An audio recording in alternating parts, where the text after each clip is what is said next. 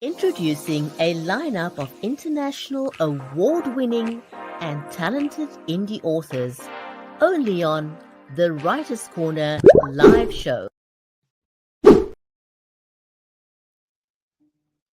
Today we've got the extraordinary pleasure of hosting a powerhouse in the literary world. She's not just an author, she's a catalyst for change, a beacon of empowerment, and a relentless advocate for self-discovery. Kristina Rienzi seamlessly blends the thrill of fiction with the wisdom of self-help, captivating readers around the globe. Don't go away, we'll be right back with the Writer's Corner live show. Imagine a world where the lines of reality blur with the fantastical. Embark on journeys from humble beginnings to the pinnacles of literary greatness. On the Writer's Corner, we delve into the lives of unique wordsmiths, known for their compelling storytelling. They are artisans who craft fantastical realms, etched in our memory long after the final page is turned. Every tale begins with a single word, a single idea. Authors create sensations that keep you on the edge of your seat. Witness how they transform setbacks into stepping stones, use refusals to spark growth, and turn rejections into catalysts for new inspiration. Witness the diversity in writing as it gives birth to a vast array of genres, from drama to mystery to children's stories, fantasy, and reality. Join us as we uncover sources of inspiration and the magic that defines the author's craft. Find out how authors breathe life into their characters and meticulously craft narratives and plots that captivate readers. Get a sneak peek into upcoming works and join us as we celebrate literary greatness, only on the Writer's Corner. We don't just celebrate best-selling Amazon and New York Times authors, but also indie authors. Join us on the journey from the birth of a tale to the creation of a masterpiece, only on the Writer's Corner live show. Stay tuned.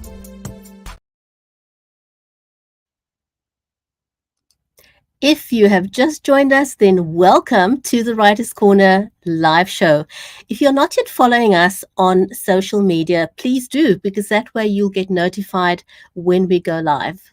If you haven't met me yet, I'm Bridgetti Lim Banda from Cape Town in South Africa, and in today's show we're going to be talking to Kristina Rienzi.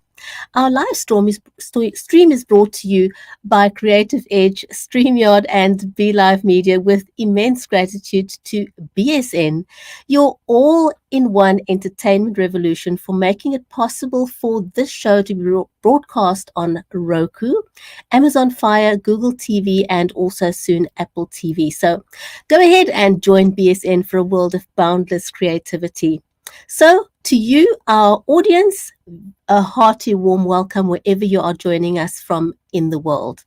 But before we bring on our amazing guest for today, I want to say a hearty warm welcome to my friend and co-host, Mary Elizabeth Jackson. As always, Mary is a very, very passionate author herself. She's a certified special needs and disabilities advocate who is committed to amplifying underrepresented voices. Mary's also a speaker, educator, ghostwriter, and a songwriter. Mary, how are you today, my friend? I am wonderful. And we want to, give a hearty, warm welcome to all of our audiences, wherever they're watching around the world. We're so grateful for you joining us for almost 6 years now. We're so excited. And we have an amazing author today to share with you guys. Gals, ladies, everybody, we're so excited. And she really is a powerhouse. So we're so grateful to finally have her on the show. It's a privilege. Absolutely. I can't disagree with you there. This is the first time we actually have Kristina on our show, so I am very delighted, as you are. So for those of you who haven't met our amazing guest today yet, Kristina is a best-selling author. She's a certified coach, a psychological doctoral student on a mission to empower others.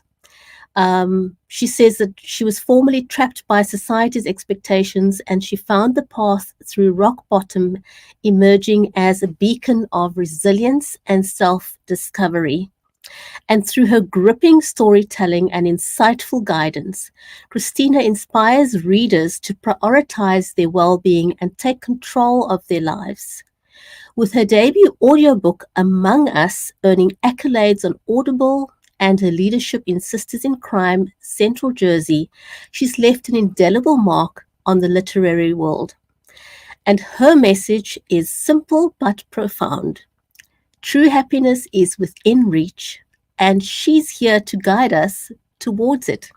So, with that, let's put your hands together and give her a very, very warm welcome to the show, shall we?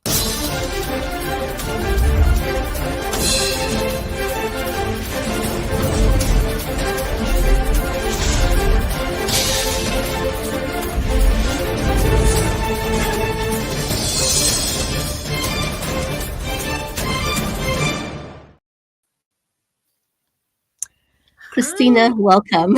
Hi. Oh my goodness. I'm like almost brought to tears listening to that. Like, is that me? My goodness. You guys say such beautiful things. Thank you. Well, we're so excited to have you and for you to share with us, because we are all looking for happiness and people are struggling and have been, right? And so we hope that you get to share things that people can take away today, and start that journey to a better life.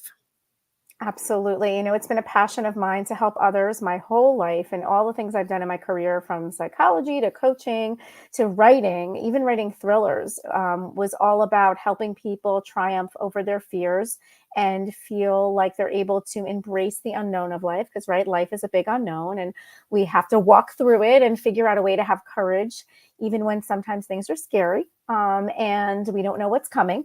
And so, yeah, it led me to writing a book about happiness, which I feel is at the heart of what we're all searching for, and not just happiness in the feeling, but happiness in a way of being and living our lives, and knowing that we have some power in experiencing that.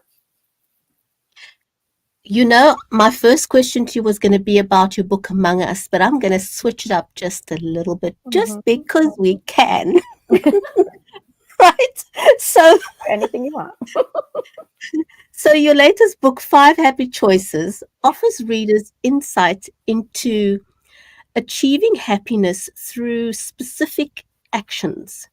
Yes. Could you share some of these choices and explain how they can lead to a more fulfilling life, drawing from your own experiences and research? Yes. So during COVID, everybody was in a dark place, including myself. And I decided I'm a lifelong learner, and I decided I'm going to learn about the science of well-being, which really is the psychology behind happiness and how we can use it to better our lives, to be healthier, and to feel good. Really, it's about feeling good. And so I took a couple of classes, I did a little research, and I decided, I'm going to take 5 things I learned, 5 things I resonate with, and I'm going to pull them out and I'm going to translate them into really simple actions anyone can take at any moment in time to feel better. And so, for example, the first choice that I talk about in my book is kindness.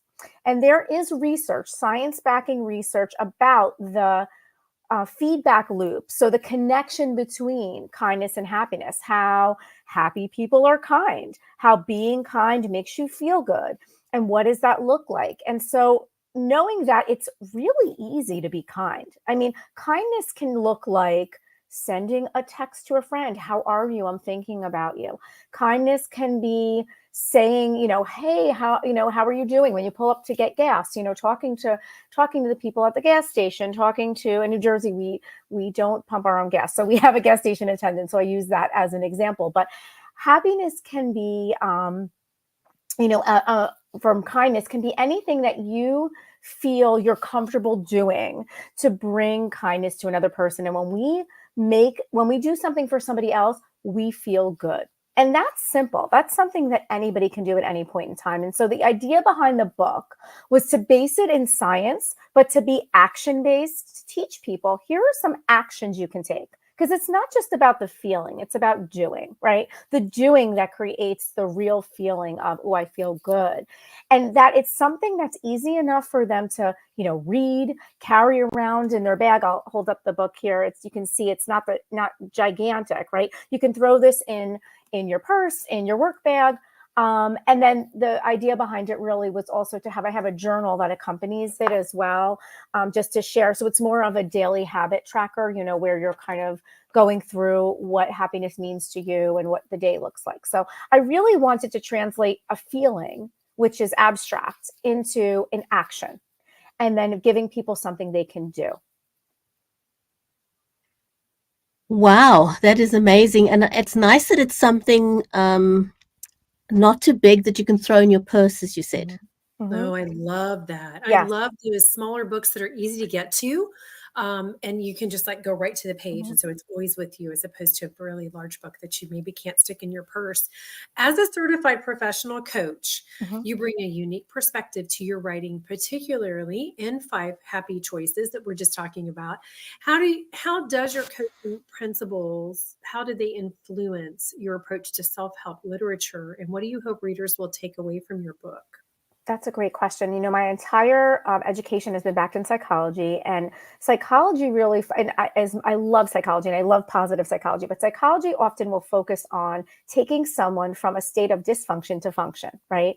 Coaching is a focus on function to optimal performance. So because I kind of have an education and I've run the gamut and on that, line, I really love focusing on the positive and the optimistic viewpoints of coaching and moving forward. So I believe that we all have the answers within us as to what is best for us, and that sometimes we can't get to those answers because we're blocking them.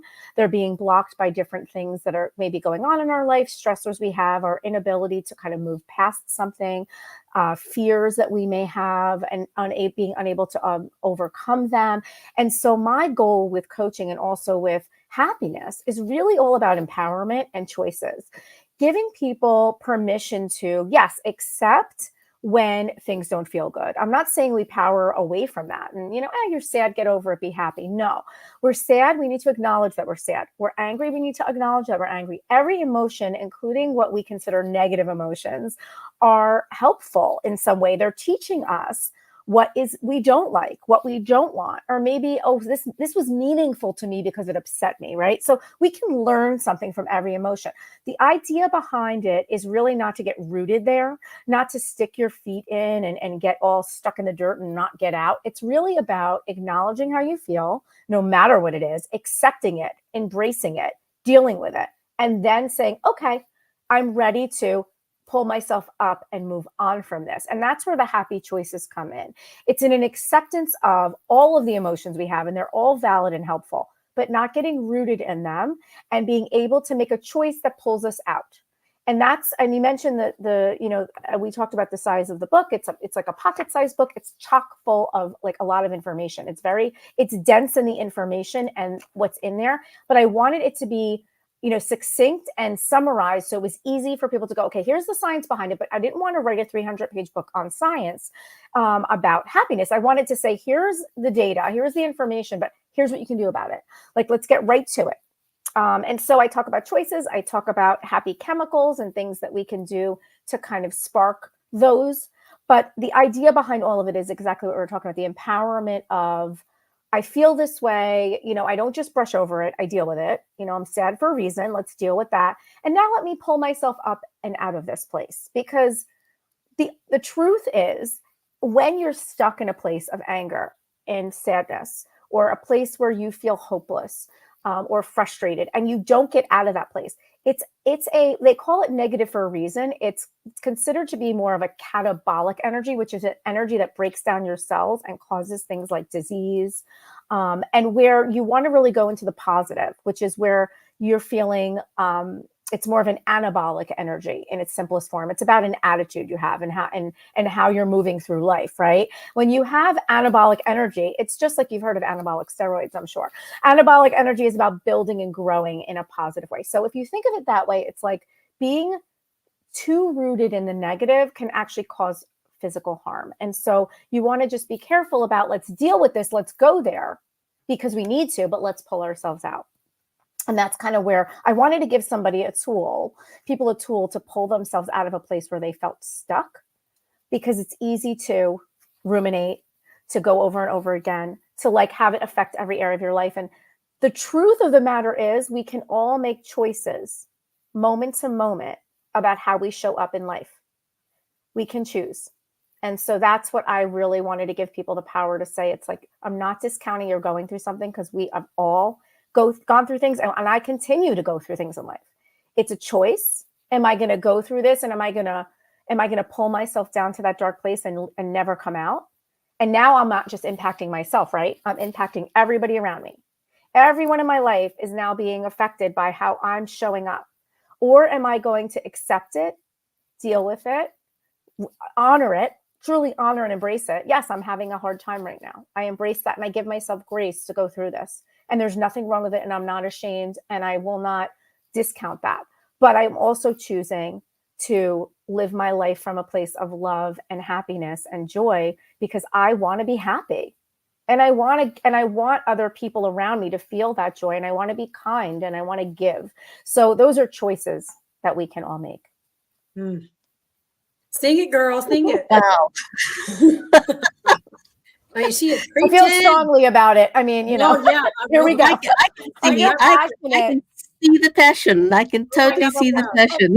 And the happiness and passion comes from places of darkness. We had to go, I went through dark places. Again, like I said, still have had things come up, and you can't stop that. Life happens.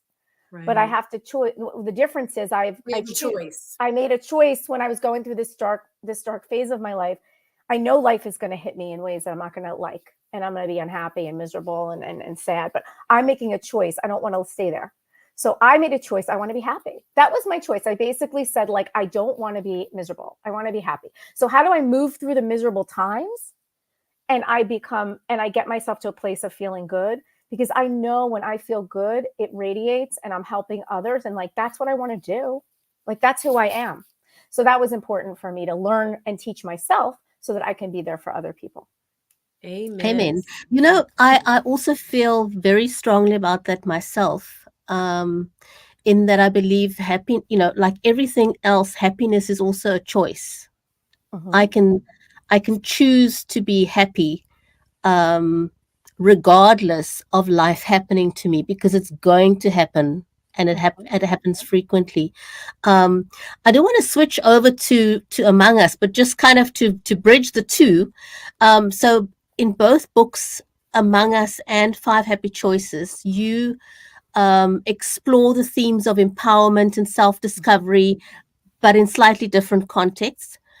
How do these themes intersect in the way that you write, and what message do you hope that your readers would receive through these narratives?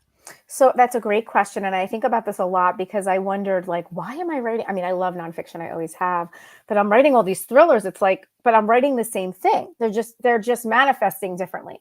So even though I'm writing thrillers, and all of my thrillers are slightly different, they are about overcoming our fears, embracing what life is giving us, and making the choices to triumph over that.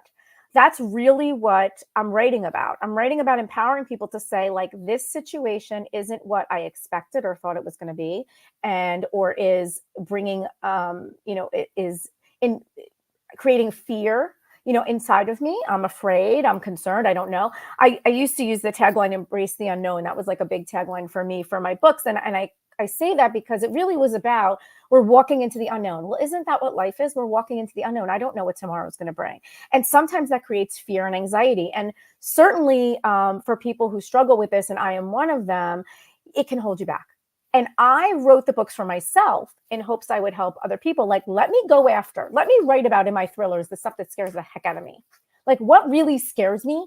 And I'm writing about that, like the darkest stuff that scares me. And I'm going to write about a protagonist who goes into that darkness and is afraid, but finds her courage to come out the other side. And that's really what those thrillers are about. And honestly, that's what Five Happy Choices is about. Five Happy Choices came from a place of sadness, like extreme sadness and fear, anxiety from COVID, terrible anxiety, sadness from my mother's passing and everything that I saw in that time. And it came out of that, because it was like, I have to step into this fear. I have to step into this anxiety. I have to embrace it. I have to deal with it. And then I got to do something about it. And am I just going to sit here and let it take me over? No, I'm going to take action. I'm going to do something. What am I going to do? And that's really the theme for both of them. And actually all of my thrillers are about taking control of what you can in life. We know we can't control everything, right? We can only control what we do, the choices we make, how we choose to show up, what choices we make, and making those choices to move forward in a way that, pushes us to grow and develop. And in all of these books, and I hope for Happy Choices, it's whoever's reading it for sure, that the choices that I'm giving, or the information I'm giving in my nonfiction, is about you making a decision to try it. I don't know. I know happiness is a choice. What does that mean? I can't just choose happiness. I feel stuck. Well, guess what? Let's just try some things. Try these things. See if you can do something, and how do you feel? Track how you feel. Maybe kindness isn't doing it for you. Maybe there's another choice that you really love. Stick with that. But the idea behind all of these, including the fiction, and especially Among Us, which scared the heck out of me writing. I was like terrified writing this book. It scared me. It opens up things inside of me that I was like, oh my goodness. I feel like it's embracing the unknown. It's addressing, dealing with your fears, facing your fears head on, and making choices to not let it stop you. Like, it's not going to stop me. I'm going forward. I'm going to go be happy. I'm going to go solve this situation. I'm going to go stand up for what I believe in. And that's what I'm going to do in life. And I hope that people take a little bit of that and they do that in life, and they don't let a no stop them. They don't let, somebody who belittles them or tries to keep their voice small or says they don't matter, stop them. I hope that they can find something within them that knows, like, that's not okay. And I know I deserve a happy life, and I'm going to create it for myself. Like, that's what I really want when people read my books, to feel that way, because that's how I try to live my life and teach my daughter how to be in life, to not let fear hold you. You can be afraid. And I always say to my little daughter, and this is important, because I think when you're a parent, you sometimes forget, like, you're telling your children things. Are you taking that advice? Right. So I say to her, it's okay to be afraid. There's nothing wrong with being scared. We're all scared. Everybody gets scared at times. Mommy gets scared, daddy, we're all scared, but it's not okay to do nothing about it. You gotta do something about it. What are you going to do?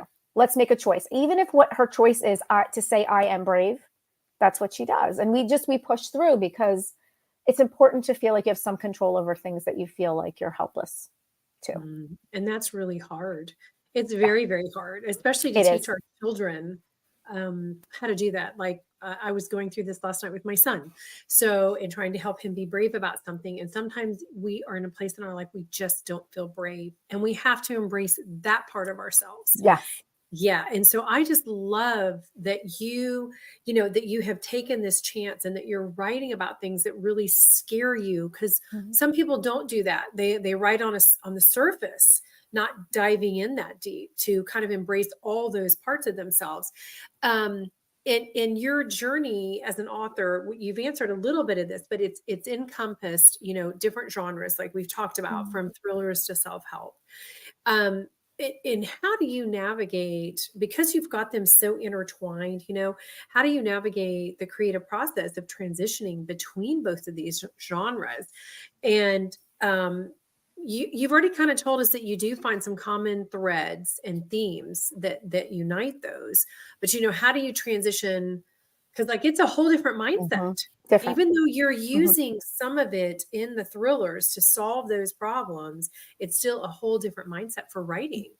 Yes, it is. And it's funny, because I feel like the nonfiction comes so much more naturally to me, because it's just how I live my life every day, and the things that I research, or the things that I'm doing with people when I'm coaching them, or I'm having a conversation with someone. It's natural. It just flows out of me. I don't even realize what I'm doing. It just comes naturally to me.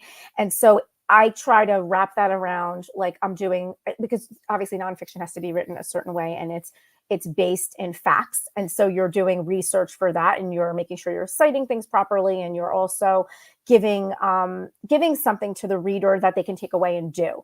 So it's a lot more structured in that sense. And it's also very positive, right? And you're sharing some stories that aren't positive, but it's very positive. And shifting the mindset is difficult. I feel like when I wrote a lot of my thrillers, I was in that place mentally. I was in a dark place. I was going through something, and they were all kind of written. And then I like started to turn, and I started to work on myself and go for my coaching certification. And then like the happy choices era came where I'm like, I need to start writing nonfiction. This is where I am. So I have still obviously noodle with fiction, and I have a couple of things I'm working on, but it is a different place to go in your head.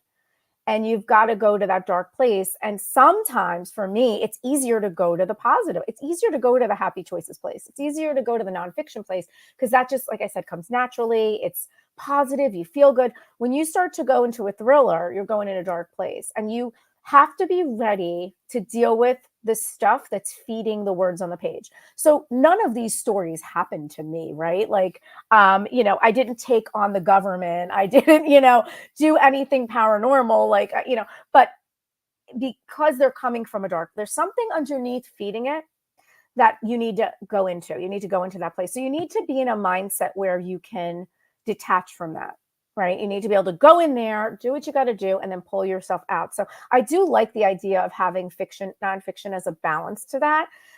Because like I said, when I wrote a lot of my fiction and I was heavy into it and I was writing like prolifically, like very quickly, a lot of words over a short period of time, it was a dark place in my life. And that's how I processed it. It was like a sort of therapy for me.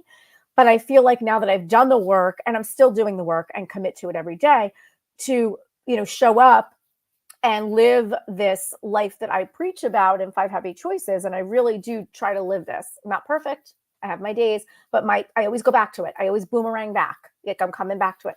It's hard to go into the thriller because I have to revisit my traumas that we've all had in life. That's where they come from. I mean, we've all had, even if it's not a big trauma, there are little traumas that happen in life, things that hurt us, things that, have gotten to the heart of us and scared us. So I have to go back there in the thrillers. And that's how I do it. I don't, like you said, I do dive deep in. I'm not writing on the surface in a sense of like, I want to feel everything. Like when I wrote Among Us, I was scared every day I wrote it. I'm like, what am I opening up? Am I opening up a can of worms? I did research for Among Us too. And so I was finding things out and I'm like, oh, I'm talking about this stuff, but it's in fiction, but still it was scary for me. Because I do consider myself a private person, as public as I am as being an author, but all public, but I am more of a private person. I like to kind of deal with things in my own way. So yeah, it is a different process. I feel like both of them require plotting for me. I do plot my books. So even though they're different kinds of plots, I like to have everything laid out and plotted. And then I like to fill in, do a skeleton of the book. And then I go back and dive into the details. And for nonfiction, the details are research and citing things. For fiction, the details are like creating the plot twists and making sure everything ties up. But yeah, you're dealing with things that are emotionally charged in both situations. It's just, I feel like the nonfiction comes out in a happy place. And then the fiction is kind of like, we're going to that dark place and you have to be ready to do that. Wow. So I'm going to take a wild guess here, listening to your writing style, that you don't get writer's block.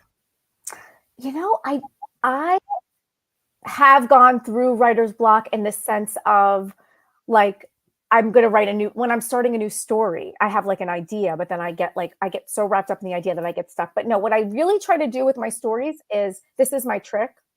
When I'm done writing for the day, I keep a little Post-it nearby and I write on the Post-it what my idea is for the next scene. And I put it on my laptop. So when I get up in the morning and I'm writing, it's there and I can go, oh yeah, let's go. Because I feel like to sit at the computer with a blank page from nothing, I get very anxious. I get very anxious. So I have my little, let me think of what happens next. Okay, this is what's going to happen next. Post it. And then when I come back, it's like, I have a place to start. That's what works for me. I need like a roadmap. That's great. Okay, Kristina, we have to have you back on the show. We absolutely have to, because this 30 minutes is just not doing it. I'm happy. We didn't even get to all our questions. Yeah, I know. We had 8 questions for you, and we got through to 4. We had 4 questions. So you're great. You have to come back. You have to come back. Absolutely, anytime. I'm happy to. I have lots of other books too. We can dive into, or anything. Just the science of well-being, which everybody needs. I think that's a topic people like to hear about. Yeah. Absolutely. This was awesome. Thank you so much. Thank you to our amazing audience today. Kristina, we're definitely going to schedule you back on our calendar. To our audience who are watching us live, thank you very much for joining us. You are watching the Writers' Corner live show brought to you by BSN, your all-in-one entertainment revolution. Take care. We'll see you next week, same time on another episode of the Writers' Corner live show.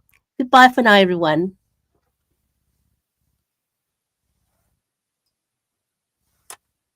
Thank you for joining us on the Writers' Corner live show. 30 minutes of insightful author conversations with some of the biggest names in the industry, including award-winning authors and international indie sensations. Join us on the next episode of the Writers' Corner live show.